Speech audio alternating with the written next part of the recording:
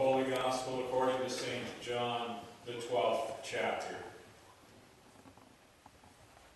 Jesus said, "Now my soul has become troubled, and what shall I say?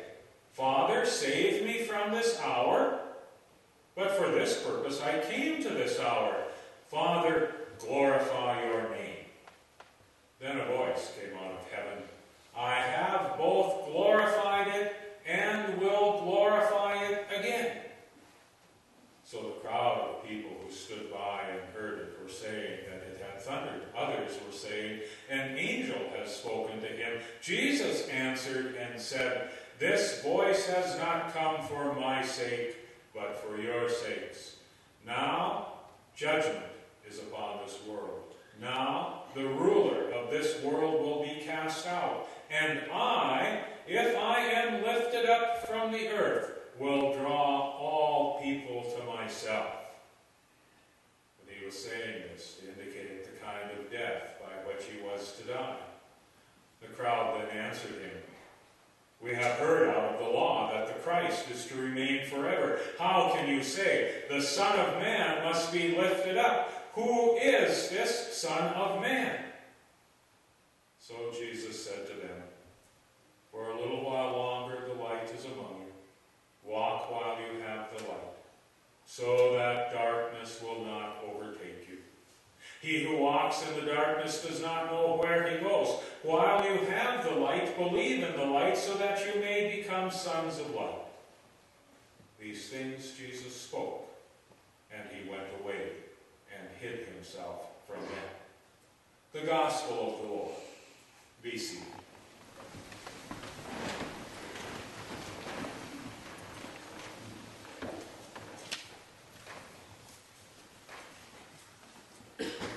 Greetings to you. Greetings on this day that the Lord has made a day for us to rejoice and be glad. Grace to you and peace from God our Father and from his Son, our Lord Jesus Christ. So on behalf of the family, I say thank you to the members of the community for your presence here, for the care and the prayers and support you've given to the family during this time of loss. You are much appreciated, and you're invited to join with the family in sharing fellowship here in the church basement following the committal service at the cemetery. We have come here today to remember the life, to mourn the death, and to celebrate the hope of the resurrection for Lloyd Bruins and for ourselves. Sometimes in the funeral prayers we include a prayer that begins, "The generations rise and fall before you, O Lord." Lloyd's generation has nearly completely fallen. And as several Bible texts comments, when one of the Old Testament patriarchs dies, he was old and full of years, and he was gathered to his ancestors. There is not much to regret about the passing of a man who until the day he died declared, "I am the luckiest man alive." And he shared that luck with you. I mean, right in his family, in his community, with his friends, always ready to give you time, to give you a little fun, to share a joke, to have a laugh. Do you know anyone else who would take time out from the busy work of hauling in the hay for the seasons just to have a game of horseshoes with his brother to decide which one of them was going to pitch the hay off the truck? He enjoyed his golf game well into the 80s, you heard, into his 80s, and you heard that. One time during those years he was playing Red Mike with his son-in-law Gene and thought he would have a little fun. So he turned to Gene and asked Gene if he'd mind catching a ride back to Williston with his friend that was golfing with them, because Lloyd wanted to go visit his girlfriends that he had around there.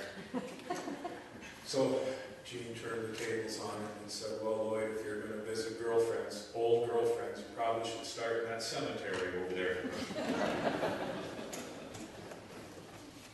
They and the rest of the family shared the laughter, the fun of that story for years. And now Lloyd is about to join one of his old girlfriends, the only one that mattered all those 67 years of their marriage. Lloyd will be laid to rest alongside his wife, Arnegard, and it will be you who have the heavy hearts. Your father, grandfather, uncle, and friend has completed the days of his baptism and has been gathered into his ancestors. His race has been run, his labors completed, and he's enjoying the blessed rest of those who die in the Lord. Though you know, he wasn't at all bashful about enjoying rest and relaxation right there in the middle of the race. You heard earlier about the life of Isaac, the son of Abraham and Sarah, the one who hardly gets any attention in the lives of the patriarch, but for one whose very name means laughter, Isaac did important work.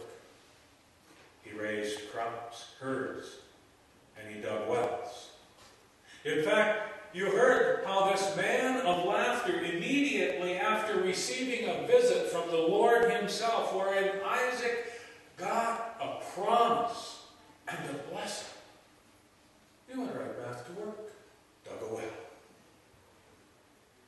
One of the great joys of becoming familiar with the Bible is to discover just how much joy the people took in the simple things of their lives, their work, their play, their family, and the nature around them. Time and time again, we hear of people like Isaac doing the work that is set before them. Time and again, we hear, like in the psalm today, of people celebrating God's good gift of the creation around them. As we hear of such witness, we take